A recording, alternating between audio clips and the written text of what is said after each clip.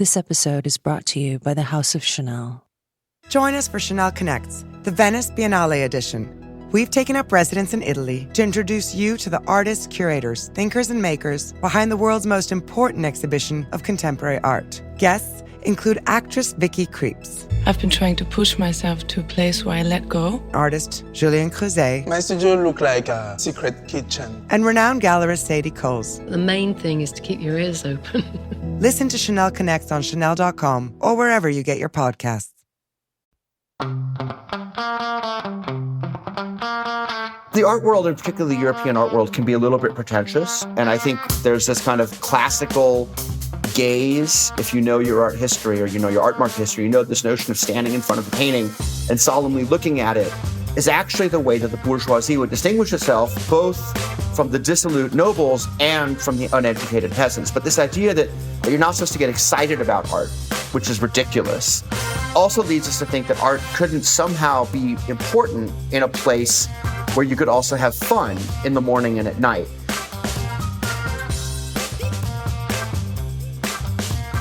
Hi, I'm Tim Schneider, and this is The Art Angle, a podcast from ArtNet News where the art world meets the real world, bringing each week's biggest story down to earth. For Art Basel, the most well-known art fair in the world, the fourth quarter of 2022 marked the end of one era and the beginning of another. In early November, leadership of the company transitioned to Noah Horowitz, who returned after a roughly year-long stint at Sotheby's to become the first ever CEO of the same fair brand, where he served as Director of the Americas from 2015 to 2021. But clearing Horowitz's path to the chief executive's office was the one and only Marc Spiegler. Spiegler shocked the art world in October 2022 by announcing that he would end his decade-long campaign as Art Basel's global director at the end of that year, though he will stay on as an advisor through June of this one. During his time at the helm, Spiegler oversaw a transformation of the company across multiple dimensions, including doubling the annual number of Art Basel fairs, dramatically expanding the company's digital presence, quintupling the size of its staff, responding to a global pandemic, and much, much more. It's not an exaggeration to say that if you look closely at these shifts, they mirror back some of the most important ways that the art business as a whole has morphed during the 21st century.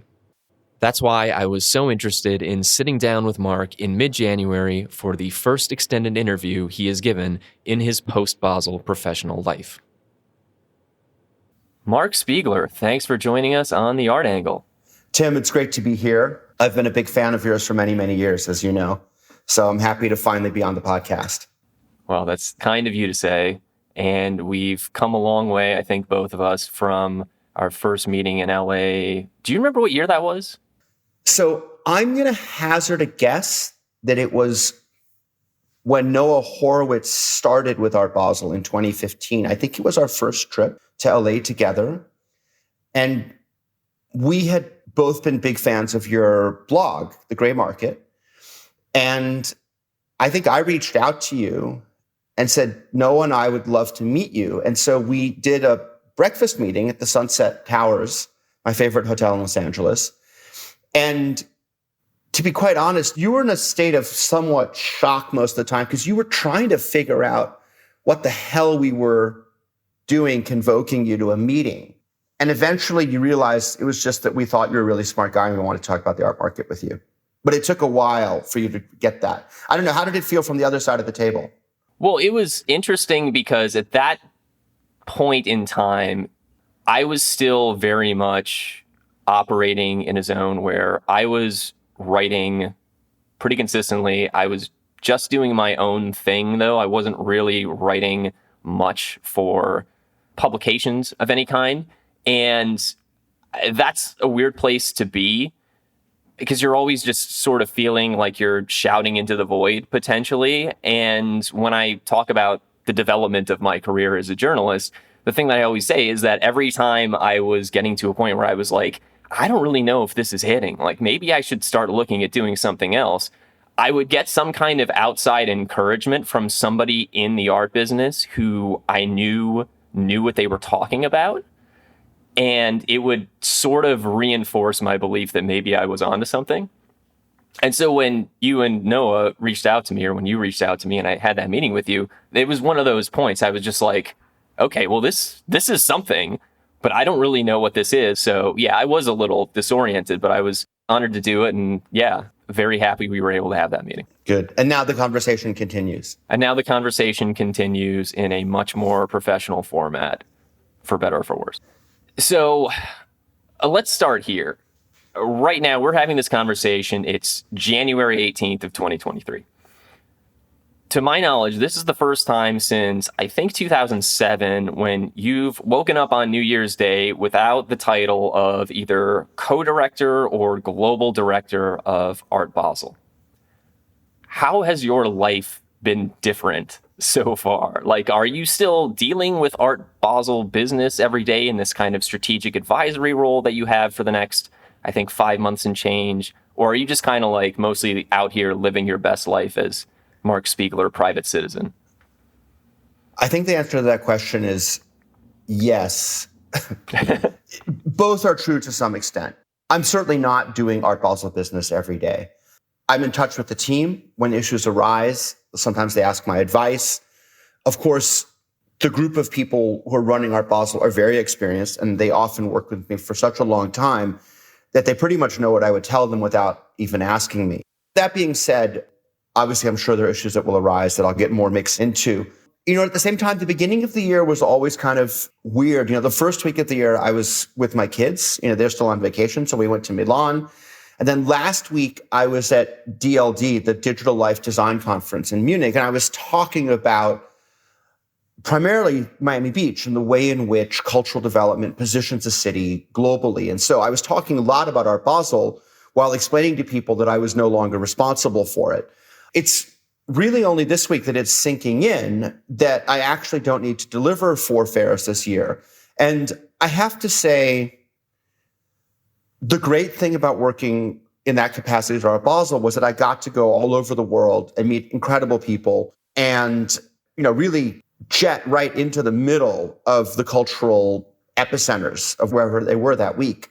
But the tough thing was that when you wake up on the 1st of January in that role, your travel is pretty predestined. You're going to this fair and this biennial.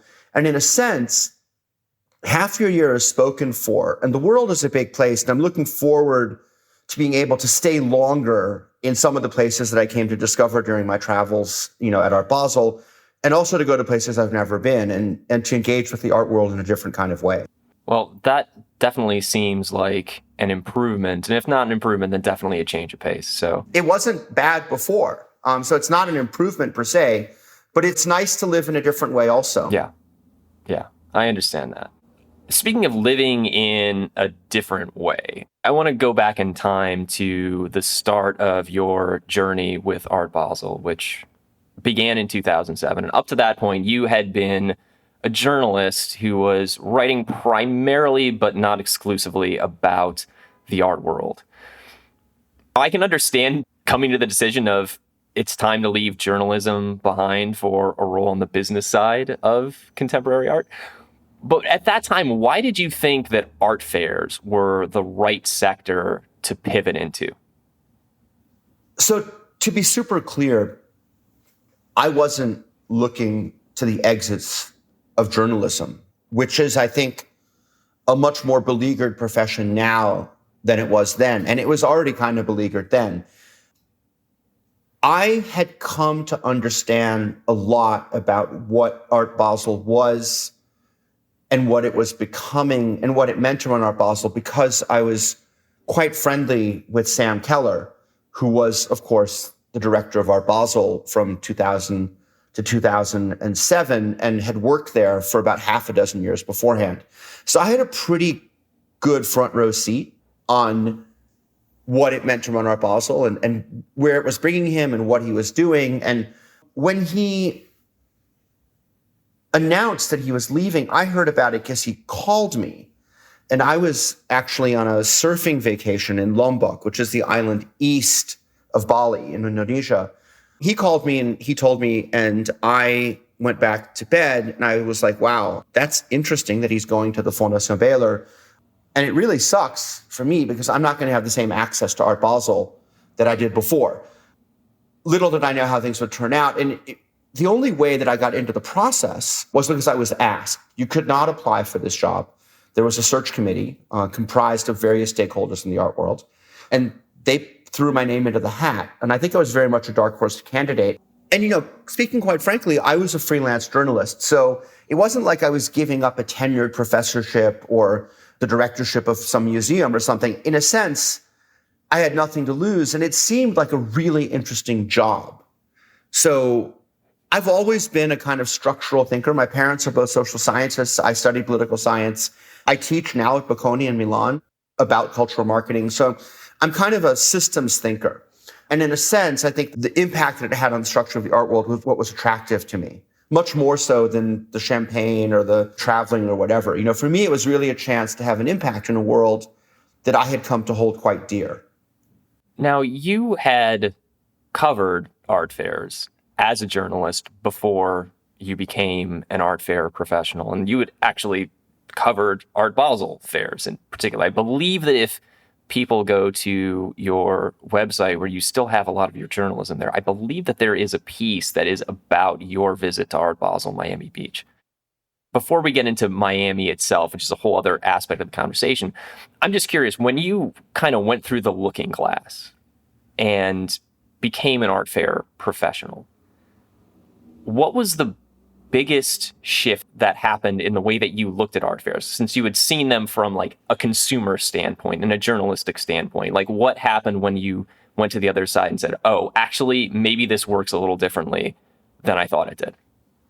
In politics, they say that where you stand depends on where you sit, meaning your party orientation or whatever, or what district you come from. And I think it's similar with art fairs. I think depending on what your role is within the art world, you see it quite differently. As a journalist, I always saw art fairs as a place to find stories, both stories of the fair themselves, but also future stories, interesting galleries were developing, new artists were coming onto the scene, new collectors who might be arising, et cetera.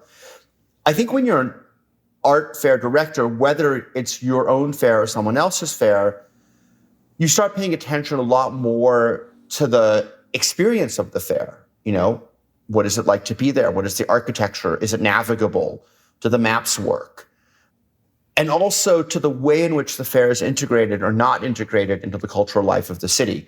You start to think of the fair as being part of a broader event within the city, and you look at how well that city supports or doesn't support it. You look at how well the fair exploits or doesn't exploit the broader environment in which it takes place. And you start thinking about, is this a fun thing? Like, would I spend my own money to come to this fair? Because as a journalist, normally you're paid to go to the show, right?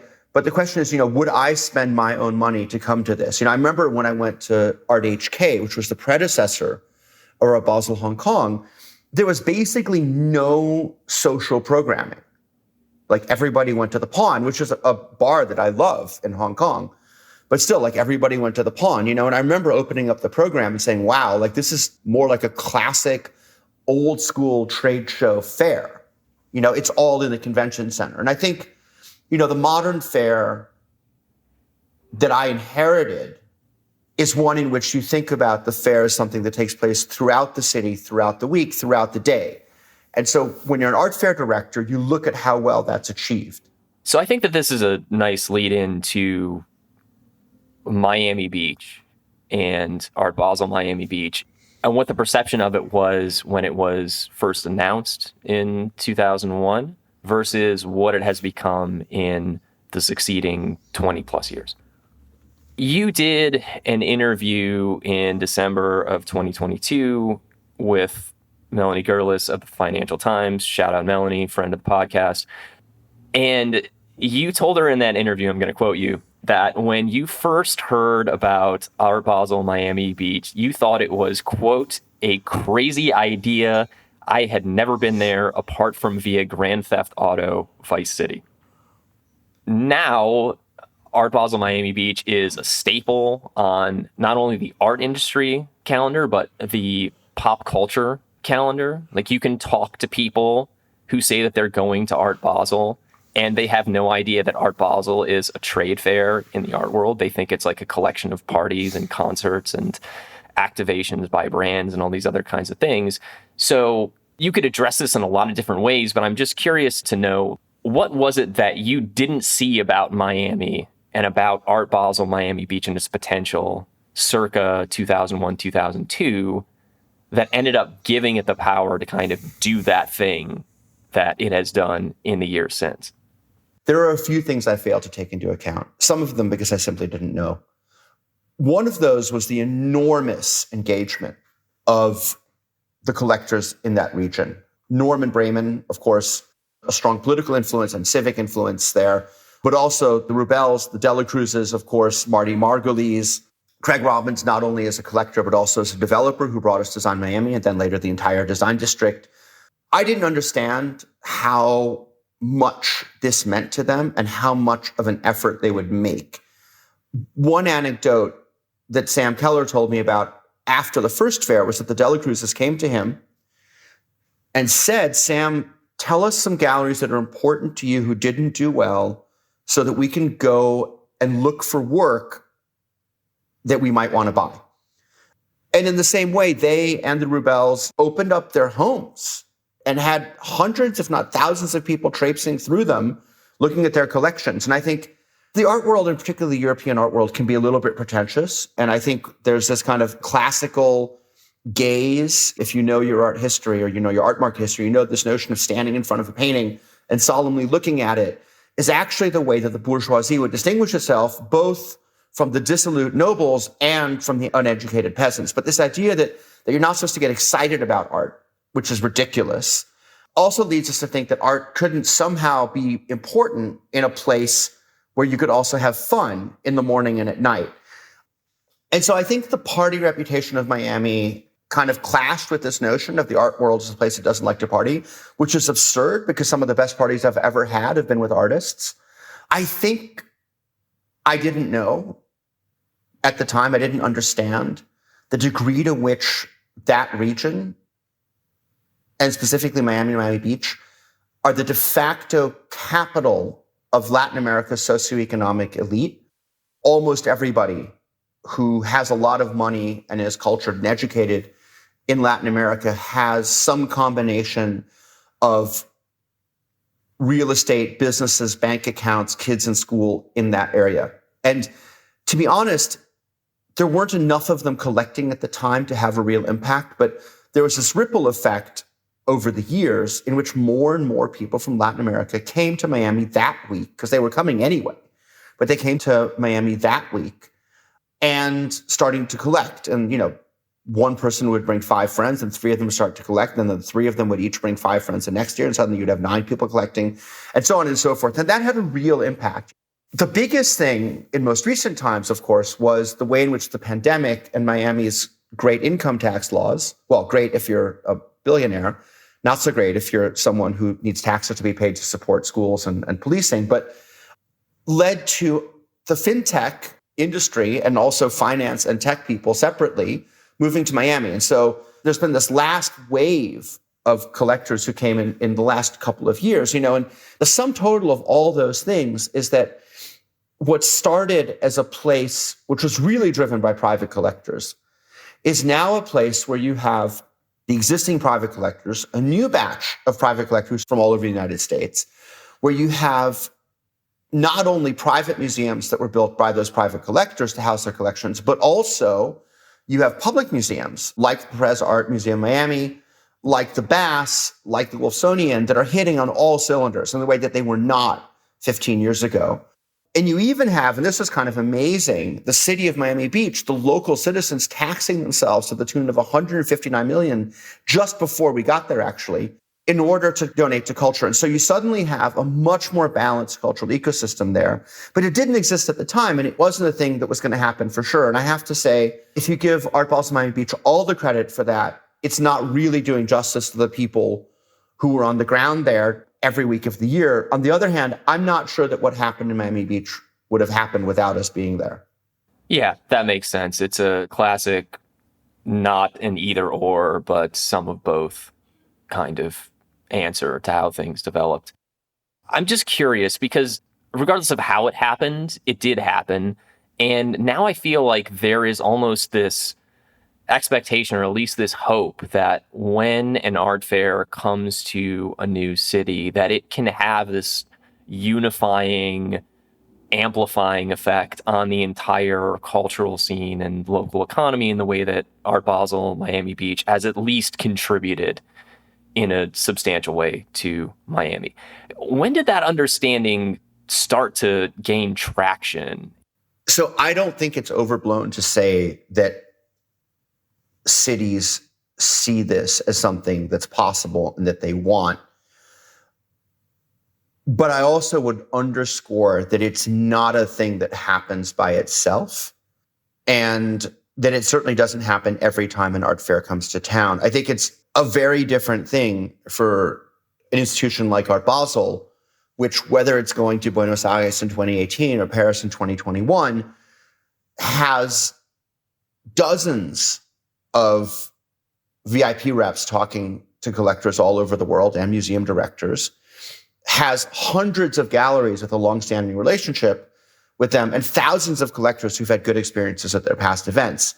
So yeah, if you have an institution in the art world with the firepower of an Art Basel coming to town, it can do that. But it also can't do that an innumerable number of times. And I think I certainly spent a lot of time in my first title at Art Basel, which only lasted about 6 months, which was Director of Strategy and Development, fielding a weekly call from a more or less random city that wanted me to bring Art Basel Miami Beach to their city. And I think that hope is natural, but I think the price of doing it and the conditions for doing it are not always there. One other place that it seems the conditions certainly were there was Hong Kong, which you mentioned earlier. Art HK was bought by MCH Group, Art Basel's parent company, and transformed into what is now known as Art Basel Hong Kong. And the first one of those fairs was in 2013. My question for you is this. The geopolitical and sociocultural and economic landscape in 2013, especially in the Asia Pacific region, was just very different than it is now. I think that back then, and correct me if I'm wrong, please, but I think that the expectation was that we talk about this thing called the global art market a lot, and that depends to some extent on this shared system of values and beliefs about how the world should work. And that sense of shared values, I think, worldwide has taken some hits, let's say, in the past 10 years. I'm not going to ask you to answer this necessarily about Hong Kong and China itself, but it seems to me like art went into this landscape with one set of expectations 10 years ago, and it's now dealing with a different set of expectations and a different set of circumstances. And it's a harder channel to navigate than it used to be. Do you have any lessons that you learned from your time over in that region of like how to, as an art seller, as an artist, as a cultural representative, manage to do what you do and maintain some integrity without getting caught in forces larger than yourself? I mean, I would also point out that in the United States, the notion of shared values, even within the art world, is far from clear. I think the majority of artists and gallerists may have a very different politics than at least a large percentage of the collectors. The art world is never in a pure bubble. Economic issues affect them, political issues affect them, and good artists respond to the politics and cultural movements of the day. On the other hand, I think there's an extent to which the art world is almost like a global nation state. And to some extent, it has its own diplomacy and its own ethos. And I think that often in the places where the politics are the toughest are where it's the most important to have an art scene, and where in essence, art and culture are kind of a lifeline or a sense of connection to other parts of the world. In a more general sense, I think it's always important when you go in as an outsider, as we did in Hong Kong, to engage. You know, when we went to Hong Kong, we were seen as this invading force, which was ironic because we had bought the show from 3 English guys and the show was run by another English guy. Everyone assumed we were going to copy paste the Basel show into Hong Kong. And we said otherwise, but in the end, as I learned in Hong Kong, and as I later learned in Paris last year, you can talk till you're blue in the face, and some people are just not going to believe you until they see what you're doing and what you're not doing. And I think the way in which, when you're in a different kind of environment than where you've been operating before, you make your mark and sustain your ethos is to find kindred spirits and to work with them. And then, of course, as things, move around, as things change, sometimes, to your displeasure, or sometimes complicating your life, I think you have to keep your eyes on the prize. I mean, as much as we would like to think that progress is linear, it tends not to be. I think you have to roll with the punches and figure out what's the best you can do when the situations change. So speaking of situations changing, one theme I would say the past 15 to 20 years in the art industry specifically has been, to be non-diplomatic, kind of the power relationship between fairs and the galleries that exhibit in fairs. I mean, I'm not saying that Art Basel did this because it didn't, but when I was still a gallery professional, I remember applying to fairs and essentially being told by the fair, this is what you should bring if you want to have any chance of getting into this fair. And I've heard other dealers complain about that kind of thing in the years since. And I guess my question is this: fairs and galleries should have a symbiotic relationship, and I think that they mostly do, but it also seems to be a very complicated relationship. And I'm just wondering how you have seen that relationship change, broadly speaking, over the course of the time that you've been on the other side of the art fair profession. I think I'm going to answer that question in 2 different ways.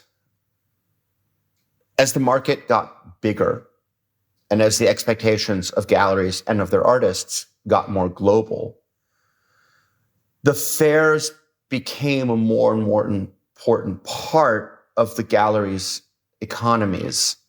But those economies grew. And so on the one hand, I think galleries were happy the fairs existed because it allowed them to grow.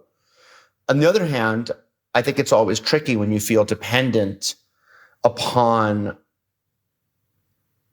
anybody, in this case on art fairs, and in particular when, as the situation is now, you have 2 organizations running the best 10 fairs in the world or so. It's a really tricky situation. And it gets especially tricky in cases like the one you mentioned before, where people feel like they're being told how to do their business and what to bring. But let me give you the perspective from the other side of the table, from the head of the table in the selections of the Art Basel fairs, which I did 40 times over the course of 15 years. When you run an art fair, and maybe even more so when you're on the committee of an art fair, and you know that you will be judged on the quality of that show, you start to see it as something like a symphony filled with instruments. The Art Basel Fair has roughly 300 instruments. And if a lot of them are playing out of tune, the whole thing kind of falls apart. Because buying art is not a rational act per se. And certainly, whether or not people buy art at a particular event has a lot to do with atmospherics. So if you have a great stand next to 2 other great stands, it looks even better. If you have a great stand next to 2 bad stands, it kind of takes the wind out of the whole everything, right? And when you keep that in mind, and you're looking at which galleries to admit, in many cases, galleries have a long history of doing solid booths, and the committee simply let them in. But in some cases, the committee is faced with a choice. One is to say to the gallery, please bring this, because in the estimation of the committee, that's going to be the best booth they can do. And the other is to not let them in.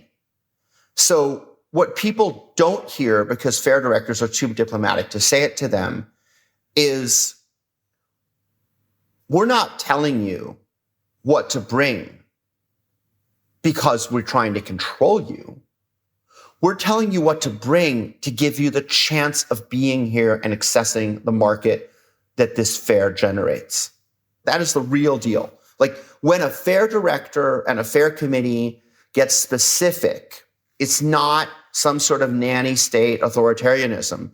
It is their desire to have that gallery in the fair without hurting the fair's reputation or quality. And at the same time, it's that committee's desire to give that gallerist a chance to be part of the show. The easier option would be simply not to take them. But instead, and I've seen committees do this over and over, they will literally say, okay, what doesn't work for us? What if they did this? What if they did that? Or maybe it'll simply be like, listen, you can do everything except that. Trust me, as the person who's had to deliver that news many times, I wouldn't want to be on the other side of the table either. I get it. But it's actually doing people a favor. I think this is one of the things that makes art fairs just fascinating from a sociological standpoint, from a business standpoint, because what you're talking about is curation to a certain extent. Like you're saying that the fair directors and the selection committees, to a certain extent, are trying to curate the overall presentation of the fair to make it the best that it can be.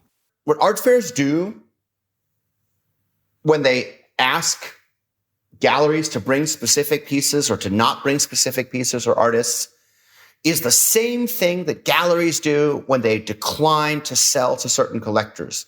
It's about building a certain kind of vibe, a certain atmosphere around their artists, around their galleries. It's basically saying, we judge you by the company that you keep. And they don't like to hear it any more than collectors like to be told that their collection isn't good enough yet to be sold to. Right, and galleries are also doing that same thing to the artists that they choose to represent or not represent or give shows to or not give shows to. Yeah. Like you can show with us, but you're not getting the show in September. Like it's the same thing as like you're in the fair, but you're not in the front row. Like these are limited resources. They have to be adjudicated somehow. And ideally people see it as being done fairly. But of course, it's a highly personal business. I mean, this is the thing about the art business.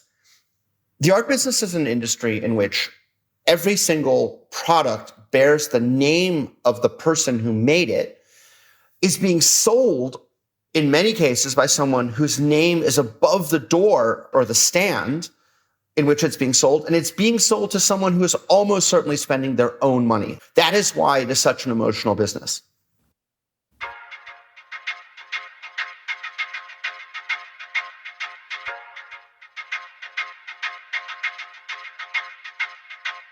Let me shift gears a little bit and talk about something beyond fairs specifically.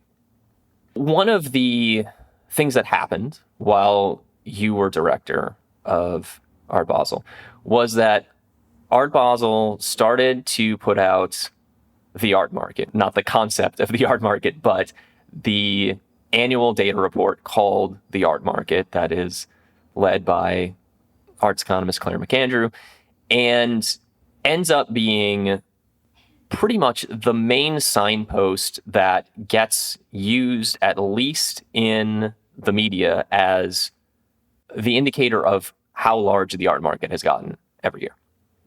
I want to talk about the importance and kind of the tensions within the use of data in the art business today, because I'm somebody who works with data a lot, as you know, and I hear from two sides primarily in the art world today. I hear from people who say, yes, we need more good data. We need to professionalize these things.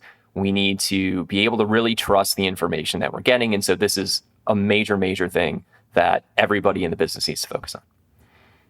I also hear from people who say there's too much reliance on numbers. The numbers that we're getting aren't the right ones.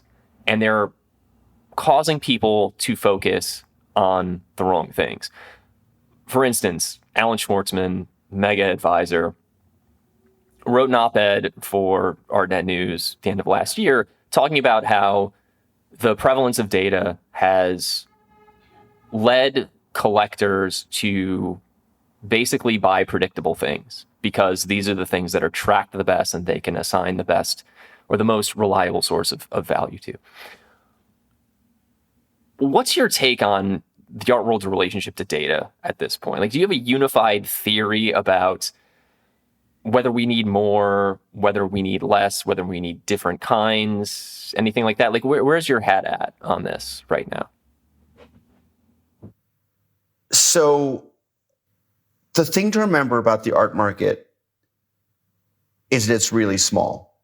And so statistical analysis is almost pointless because the data sets are not big enough to provide any sort of reliable numbers. I mean, the standard deviation for the number sets that we have are too high for them to be of any value. So I think the data that really gets talked about a lot is sales data. And there, I would argue that we have the wrong numbers, and more specifically, the wrong types of numbers, because the numbers that we see, because they're the only public numbers for sales, are auction numbers. And anything that comes to auction, by definition, has a market which is either hot or perceived to be heating up. Therefore, you get a lot of very well-established artists. You get artists around whom there's a lot of speculation. And you get a greater degree of volatility than you would see in the gallery market. And so one of the things that I hear about a lot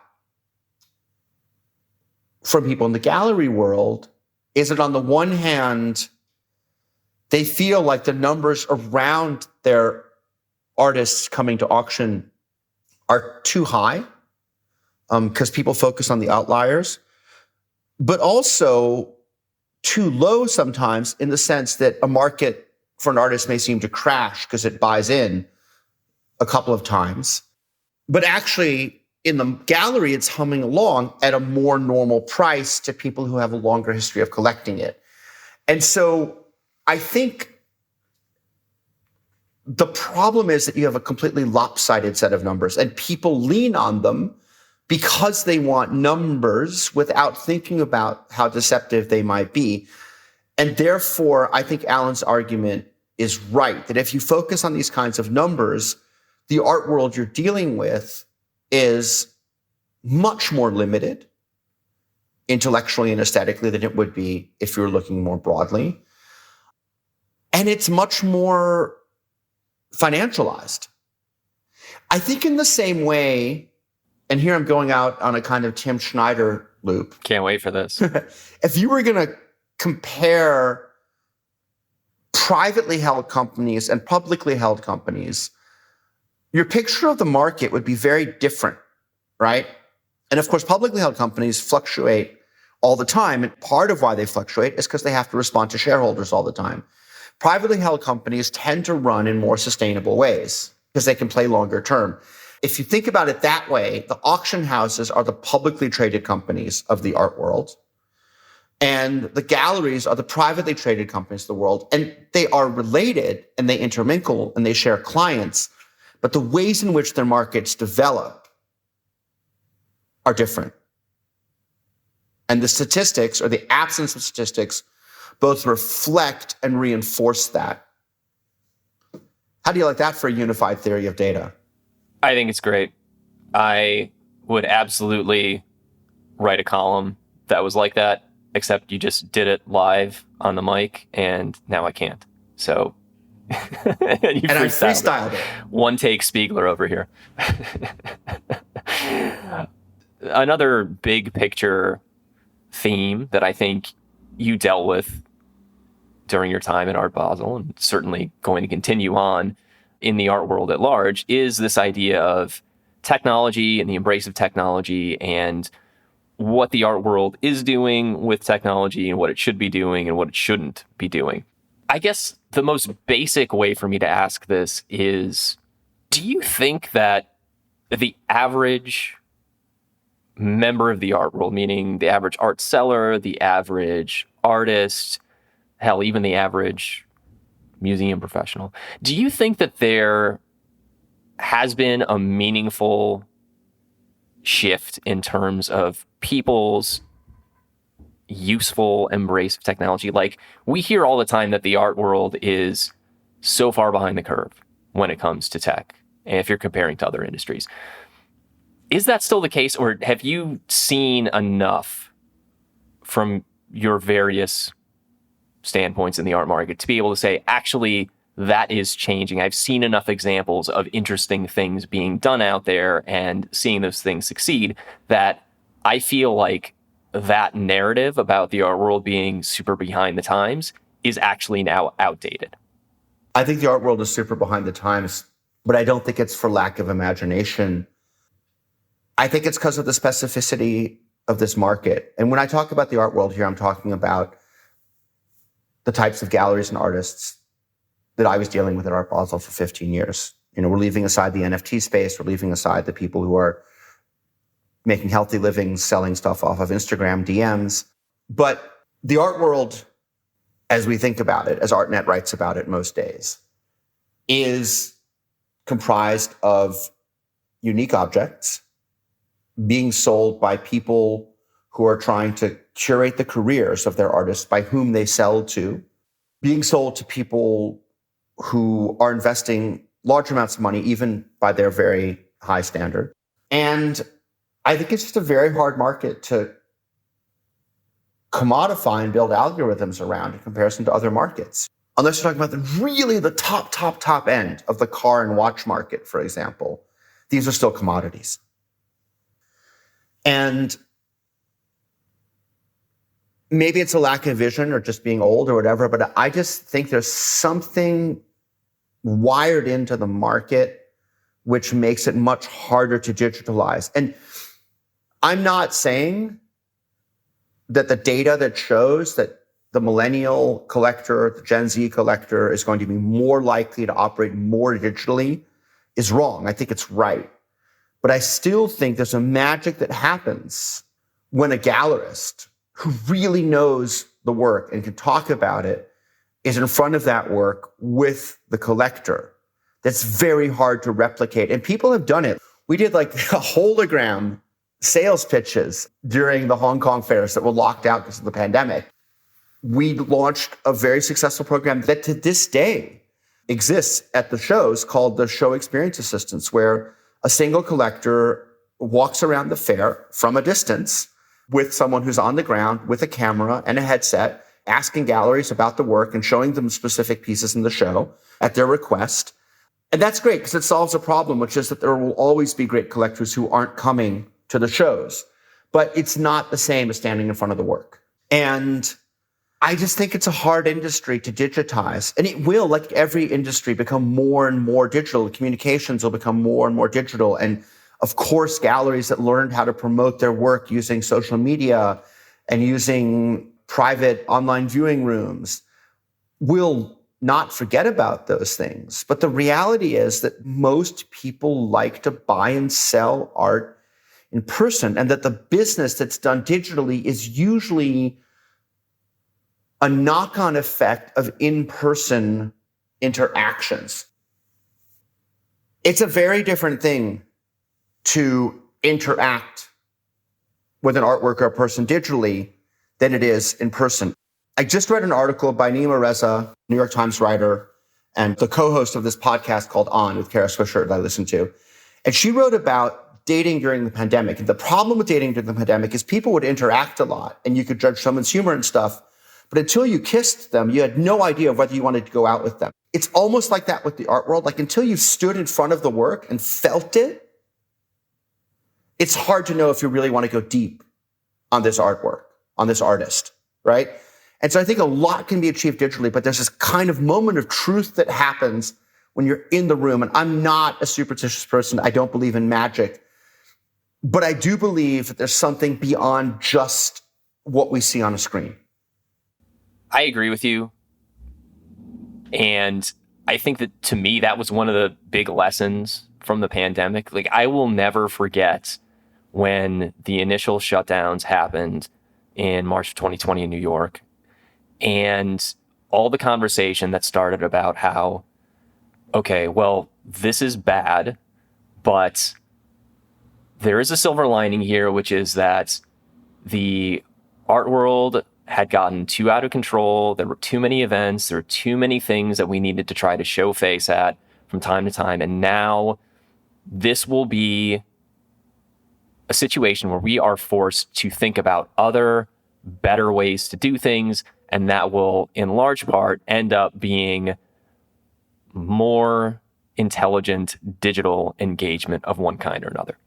The second side of that is that what happened as soon as it was reasonably safe to go out and see people again, basically all of those events came roaring back. Galleries started actually expanding to more physical locations. We had more fairs. And I mean, even from my own personal standpoint, I definitely went through a phase where I was like, yeah, maybe there is a better way to do this than like hopping on a plane at all these different times to go actually see these events in person. And the moment I had the opportunity to go to an art fair again, I was like, yes, please inject that directly into my veins. The opportunity to go around a convention center and talk to a bunch of people in a very concentrated amount of time and like slam a power bar in between booths where nobody will see me so that I can just keep going. I just think that that's the way that it works. People love to hate on art fairs, but the reality is this. They can be a lot of fun. And while the pandemic taught people that they can do a lot of business without having to commute and do those terrible day trips where you like get up at 6 a.m. and have a meeting at 12 in some foreign city and then have to fly back and just be lucky and hope you don't miss that last flight. Like, that's not necessary. And I think people are doing less of that. But if anything, the pandemic proved to people what a social business it is and how much they missed it. I think as much people had good intentions not to travel, the reality is that as soon as you see your rivals beating you out because they traveled and you didn't, you start getting on planes. Now, I will say this. I think there's been a lot of work by people like the Gallery Climate Coalition, which Art Basel joined a few years ago, to try to figure out better ways of doing this. And, I remember talking to Sadie Coles about how her team systematically flies economy, even for long trips, because that has less environmental impact, which makes sense. It's more people in a space. So I think people got more mindful about it, but the reality is it's very hard to do this business without traveling. Yeah, it is ultimately a social business. And I think that the social side of the art business is in a lot of ways the most underrated and the most misunderstood aspect of it to somebody who is trying to come at what it is that we're a part of from an outside perspective. Again, to my point before, this is not a rational business. The pricing is driven entirely by perception, right? An artist who produces a lot, you're paying for their skill. An artist who produces a little, you're paying for the scarcity. The reality is that what you're paying for is where that artist is positioned within that market at that very particular moment. And that has to do with a lot of conversations that are part of social networks, that exist because of social networks, that are promulgated through social networks. You take out the social aspect of the art world and it doesn't exist. Yeah, and this is why I just believe there's only a certain extent to which you can ever commodify art. The whole presentation of art as an investable asset class in the same kind of ways as stocks and bonds or ETFs or whatever drives me up the wall, because it just makes this assumption that every artwork by a given artist is basically worth the same thing, just the way that like one share of Apple is worth the same as another share of Apple. And obviously that could not be further from the truth. And part of the reason that it ends up being the case is that there is a kind of social understanding of the superiority of one work to another, whether that's based on color or subject matter or the condition of the work or whatever else. And like, these are all things that happen in conversation. Or a manufactured trend that's also happened in conversations. I mean, you can build a hype if you have enough influence. People would go to the Rubels collection to see what they had, and then they would run to the convention center looking for more of that. And that's fine, because they have a long history of choosing great artists. But the point is, social capital is really important in this business. Absolutely. Obviously, one of the hot topics in the art market, and really in any business at this point, is the threat of recession and all these negative economic indicators that you're seeing. You've been through multiple cycles of the art market. I know that you've written about this idea of the stability of the art market and how it's more complicated in a lot of cases than it's understood to be from the outside. Based on what you've been seeing in the sort of global economy, because I know that you pay attention to this kind of stuff, what do you think the art market is in store for in the year ahead? So I'm not an economics expert. And it's always a huge mistake to forecast based on past experience. But I'll tell you what my past experience is with the art market. The art market is enormously resilient for a couple of reasons. One is that it's driven financially by a group of people who are particularly well protected from recessions. A lot of billionaires got wealthier during the pandemic. This is a point that Scott Galloway, the great podcaster and business analyst, has often talked about. For the super wealthy, the pandemic was the best years of their life because they made a lot of money and got to spend more time with their family. And they could research art and buy more of it. But even the people at that level who lose a lot of money are still super wealthy.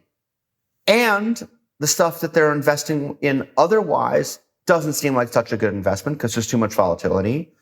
So sometimes they buy art just because it makes them feel good and it doesn't cost that much, which doesn't mean that we're facing an easy time for galleries. And of course, galleries will close, as they do during every difficult time. But what I've always been amazed by, and it really hit me in the early 2000s when we had the first new economy crash and there was a kind of recession there, is the small number of galleries that close. In comparison, I think, with other industries, very few galleries closed. Look at the number of galleries that closed compared to restaurants during the pandemic. Look at the galleries that closed versus tech companies that close. And the reason is this, I think. Most people who run galleries do it out of a real sense of passion. They have the social connections, perhaps the financial capital, certainly the access to capital, the drive, the willingness to sacrifice for their business that would have allowed them to make a lot more money and certainly live better lives by a lot of objective measures in industries such as real estate or marketing or hospitality. But they chose to run art galleries. And what that means is that when their business is at risk, they pull out all the stops to keep it going. They sell the artworks they were keeping back as a kind of pension. They fold down their staffs. They start packing their own art up at fairs. You know the business is good when there's nothing but art handlers in the halls after a show, because it means even the little galleries feel like they can afford to have someone else pack their art and send it home. You can strip down a gallery business pretty fast because the staff is not enormous. You can choose to fund less shows, less biennials, less catalogs, and you can strip it down to its core, which is basically keeping the door open and doing shows. And that's what people will do during difficult times. And in a way, and I don't want to minimize the sacrifices people make to do it. But most of the people to whom it really matters will figure out a way to make it through whatever comes at us. I think that's a great point. And I would add on to it by saying that as somebody who spent the better part of a decade working in a gallery that was not like a mega gallery, the reality of running a gallery is that just the day-to-day business is a crisis. Like nothing in it is super stable, even in really good times. So you get really good at figuring out ways to just respond to whatever happens to be broken at this particular point in time. So yeah, when a big crisis hits, I think that in a lot of cases, you're probably better prepared for it than somebody who's running a business in a more stable industry. I mean, it's a good point. When the market is really strong, you're faced with doing too many fairs and people trying to poach your artists. So you're also at risk. Yeah. When you look back on your time as global director of Art Basel, what do you think you're going to be remembered for most? It's a hard thing to be asked to write your own eulogy. So I'm going to divert a little bit. I think it depends on whom you ask. I think for the galleries that I first discovered, maybe at some distant fair, and who I encouraged to apply to Art Basel, and who then became major international galleries, I know, because they've told me this, that I was someone who really helped them to build their gallery. That's been one of the most rewarding parts, is really meeting a gallery at the periphery of the art world that was doing a great job and didn't realize that they were just as good as the people sitting in Chelsea and in the Marais and in the East End, and that they should be there on the platform and encouraging them to do that. So I like to think that I'll be thought of as somebody who encouraged a lot of younger galleries and encouraged the art world to grow and to become more global in the good sense of the word. You know, certainly the committees of Art Basel became more diverse. We went and engaged with Asia and Latin America in a way that we hadn't before. I think the way in which we engaged with the art world became much broader. One of the projects that people sometimes forget about is that we did a multi-year project with Kickstarter where we raised more than $2.5 million for 65 different nonprofits all over the world. And I think that's a very different notion of what the Art Basel brand is and what it can do. The three biggest things that I think anybody would acknowledge would be going to Hong Kong, which played an enormous role in not just connecting East and West, which we knew it would, but also connecting different parts of Asia to each other. I mean, people forget how enormous Asia is and also how diverse it is. You know, Asia, by my count, has at least half a dozen really distinct regions that, for all effects and purposes, weren't really talking to each other so much 15 years ago. And now they are. And I think Art Basel Hong Kong played a big role in that. I think going to Paris, although it's a new venture, I think is a big thing because of where Paris is going and how far Paris has come and the way in which Paris so perfectly balances the public sector with now very strong public museums, but also the private sector. If you look at what's happened in Paris, being able to jump into the dynamic that also included the Fondation Cartier, the Fondation Vuitton, La Fête Anticipation, the Bourse de Commerce from Pinault, and then Hungary Grec from Frédéric Jousset, all these private players who are just making enormous contributions to that scene. And then to be able to jump in and be part of that dynamic, I think it's going to have a big impact both for Art Basel and for Paris. And then I think the pandemic was really the crucible for us in a lot of ways. You know, everything shut down, and yet we figured out ways like doing these 2,000 or 3,000 person Zooms with different people from the art world that I was hosting every 1 or 2 weeks for a while to sort of keep people connected. You know, we put in place the online viewing rooms in the course of a month to keep people selling. Then when people came back, we demonstrated that you could do a fair safely by working very closely with the government of Switzerland, the government of Basel, by doing the Solidarity Fund as a way to kind of create an insurance policy for galleries that were still scared about what might happen. And I look back on that period as something that was very, very difficult. Also, to go from seeing your team all the time to not seeing them at all. And yet somehow we made it through, and then we came out strong and we did Paris. Now, those are 3 big points.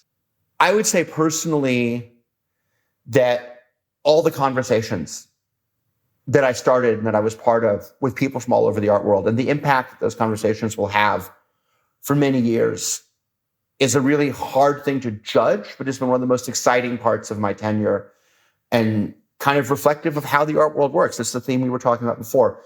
The art world is intensely social, and I was able to stage and be part of a lot of great conversations, which will have real ramifications on the cultural future. Shifting from the past to the future, you're a free agent. I know you well enough to know that you're not going to tip your hand about what you're doing next, if you even have any sense of that.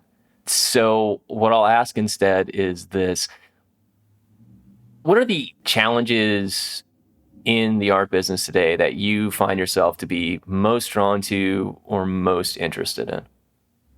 I think what's really interesting today is what's happening outside of our traditional notions of the art world's geography and structures. I'm really fascinated by the way that culture is developing in places that didn't have it before, which brings a whole new set of challenges. I'm really fascinated by the way in which the art world is becoming less white, less Western, less navel-gazing.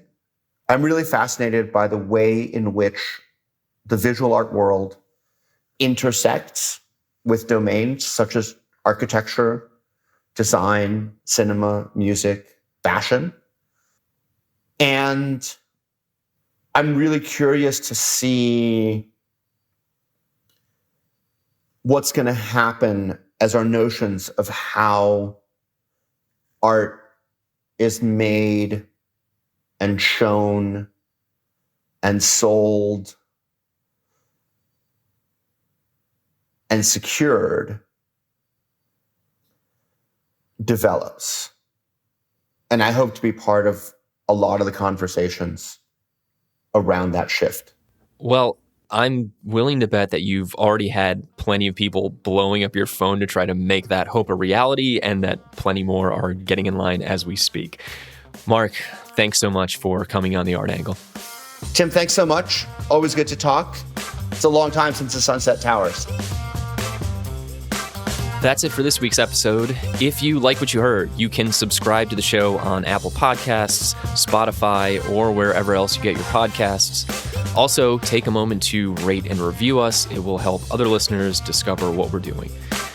The Art Angle is produced by Sonia Manalili, Caroline Goldstein, and me, Tim Schneider. Thanks for listening, and see you next week.